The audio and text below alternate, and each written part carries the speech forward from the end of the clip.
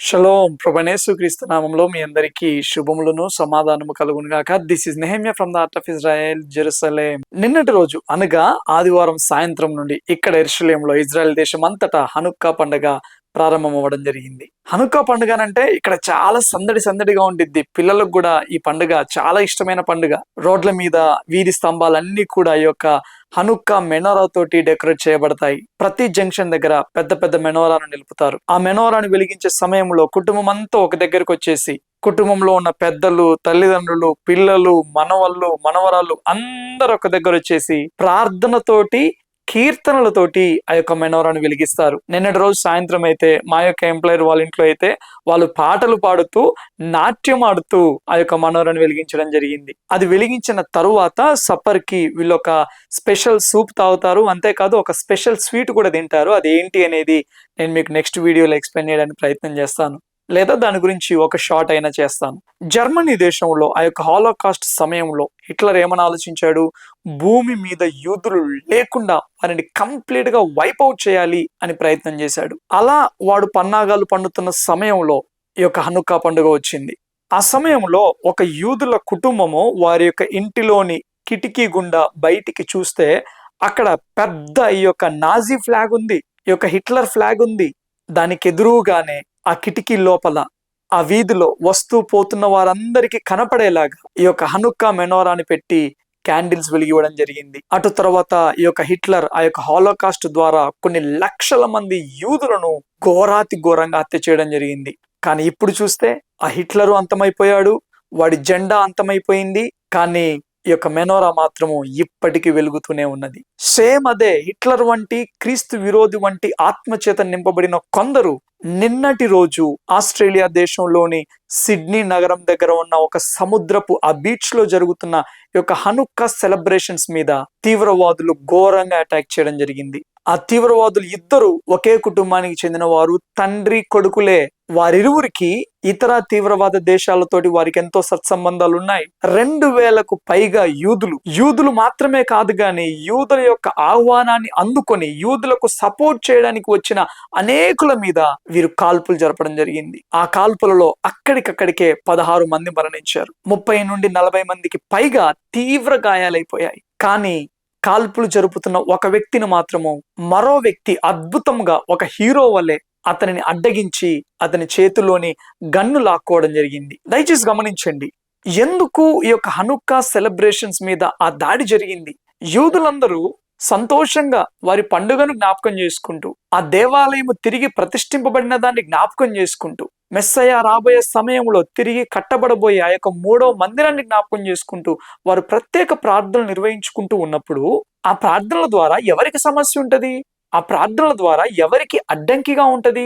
ఎందుకు ఆ యొక్క యూదుల గుంపు మీద అంత భయంకరంగా దాడి జరపవలసిన అవసరత ఏంటి? దయచేసి గమనించండి. యూదుల మీద దాడి జరుగుతూ ఉన్నది అనంటే ఒకే ఒక కారణం, వారు యూదులైనందుకే.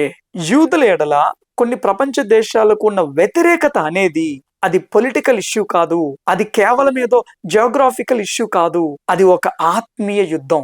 ఈ జనాంగాన్ని వైపౌట్ చేయడానికి సాతానుగాడు ఆది నుండే ప్రణాళికలు రచించాడు.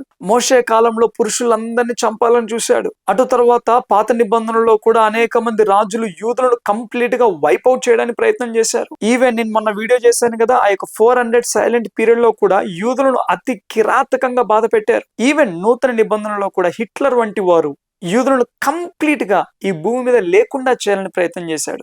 ఇప్పుడు ఈ ల్యాండ్ ని అటాక్ చేస్తా ఉంటున్నారు, ఈ వ్యక్తులను అటాక్ చేస్తా ఉంటున్నారు.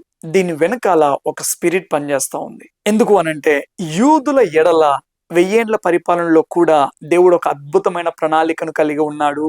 ఆ ప్రణాళికలను అడ్డుకోవడానికి సాతానుగాడు శత విధాలుగా ప్రయత్నం చేస్తూ ఉన్నాడు. కానీ నిన్నటి రోజు వీరు వెలిగించిన ఆ యొక్క మెనోరా దీపం వెలుగుతూ ఉన్నట్టుగా దేవుడి కృపతోటి ఈ యొక్క దేశము, ఈ ప్రజలు చివరి వరకు వెలుగుతూనే ఉంటారు. కానీ బాధాకరమైన విషయం ఏంటి అని అంటే ఆ కాల్పుల్లో ఈ యొక్క హాలోకాస్ట్ వంటి భయంకరమైన సంఘటన నుండి కూడా బయటపడిన ఒక వృద్ధుడు అక్కడికక్కడికే మరణించడం జరిగింది. అంతేకాదు ఆ యొక్క ప్రత్యేక ప్రార్థనలు నిర్వహించిన ఈ యొక్క రబ్బీ గారు కూడా అక్కడికక్కడికే ఆ కాల్పుల్లో మరణించడం జరిగింది. సో మీ ముందుంచే ఈ యొక్క ప్రత్యేకమైన ప్రార్థన విన్నపం ఏంటి అని అంటే, ఈ యొక్క పండుగ సీజన్లో 8 రోజులు జరిగే ఈ యొక్క పండుగ సీజన్లో ప్రపంచ వ్యాప్తంగా ఉన్న సమాజ మందిరాలలో ప్రత్యేక ప్రార్థనలు జరుగుతూనే ఉంటాయి. కాబట్టి ఈ యొక్క ప్రత్యేక ప్రార్థనా స్థలాలకు మరి ప్రభుత్వం వారు భద్రతను కల్పించులాగున మనం అందరం ప్రార్థన చేద్దాము. ప్రపంచ వ్యాప్తంగా ఉన్న యూదుల క్షేమము నిమిత్తము, వారి రక్షణ నిమిత్తము మనం అందరం ప్రార్థన చేద్దాం. అంతేకాదు, ఇటువంటి దాడి ఆస్ట్రేలియా దేశంలో జరగనై ఉన్నది అనేసి ఇజ్రాయెల్ ప్రభుత్వం వారు, మొసాద్ వారు ఆస్ట్రేలియాను 4 నెలల క్రితమే హెచ్చరించారు. కానీ ఈ ఇష్యూను వారు లైట్ గా తీసుకోవడం వలన ఇంత భయంకరమైన దుర్ఘటన చోటు చేసుకుంది. మరొక మాట ఏంటి అనంటే, ఇజ్రాయెల్ దేశానికి ఎంత భయంకరమైన వ్యతిరేకత ఎదురవుతుంది అనంటే, యూరప్ దేశాలలో యూరో విజన్ అని ఒక పాటల పోటీ జరుగుతూ ఉంటది. ఇది ప్రపంచ వ్యాప్తంగా ఎంతో ప్రాచుర్యం పొందిన అతిపెద్ద ఈవెంట్ ఇది. ఐరోపా ఖండంలోని ఆల్మోస్ట్ అన్ని దేశాలు ఇందులో పాల్గొంటాయి. అంతేకాదు, ఇజ్రాయెల్, ఆస్ట్రేలియా వంటి ఇతర దేశాలు కూడా ఈ యొక్క ప్రోగ్రాంలో పాల్గొంటాయి. అయితే ఈ యొక్క ఈవెంట్ అనేది నెక్స్ట్ ఇయర్ చోటు చేసుకుని ఉన్నది. ఈ యొక్క పోటీలో ఇజ్రాయెల్ కూడా పాల్గొంటది అని చెప్పాను కదా. ఒకవేళ ఇజ్రాయెల్ గనక ఈ పోటీలో పాల్గొంటే మేము ఈ పోటీ నుండి విరమించుకుంటాము అనేసి Iceland, Ireland, Spain, Netherlands, Slovenia అన్న దేశాలు వారు భారీ స్టేట్మెంట్ ఇవ్వడం జరిగింది. ఎందుకు ఇంత భయంకరమైన వ్యతిరేకత అనంటే, ప్రవచనాలు నెరవేర్చబడుతూ ఉన్నాయి. అంతేకాదు, ఇప్పుడు యూదులు చనిపోయారు కదా, ప్రపంచవ్యాప్తంగా ఉన్న మేజర్ వార్తా పత్రికలలో అయితేనేమి, టీవీ ఛానళ్లలో అయితేనేమి యూదులు చనిపోయారు అని చెప్తారు తప్పితే యూదులను తీవ్రవాదులు హత్య చేశారు అని మాత్రం చెప్పరు. ఎందుకు అనంటే, అక్కడ చంపబడింది యూదులు కాబట్టి.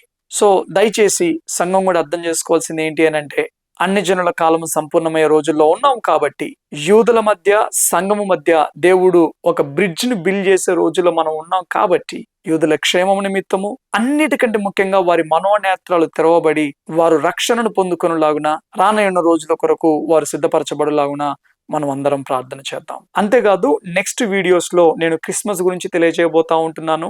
నిజంగా క్రిస్మస్ వెనకాల విగ్రహారాధనతో కూడిన అంశాలు ఉన్నాయా, అసలు క్రిస్మస్ జరుపుకోవచ్చా, జరుపుకోకూడదా, వీటన్నిటిని స్పష్టంగా నేను మీకు వివరించబోతూ ఉన్నాను. అంతేకాదు, ఇజ్రాయెల్ దేశంలో ప్రస్తుతం ఏం జరుగుతూ ఉన్నది అన్న అప్డేట్స్ కూడా ఇవ్వబోతూ ఉన్నాను. కాబట్టి ఇంకా ఎవరైనా మన ఛానల్ను సబ్స్క్రైబ్ చేసుకున్నట్లయితే తప్పకుండా సబ్స్క్రైబ్ చేసుకోవాల్సిందిగా మీ అందరికీ మనవి చేస్తూ ఉంటున్నాను. Thank you all.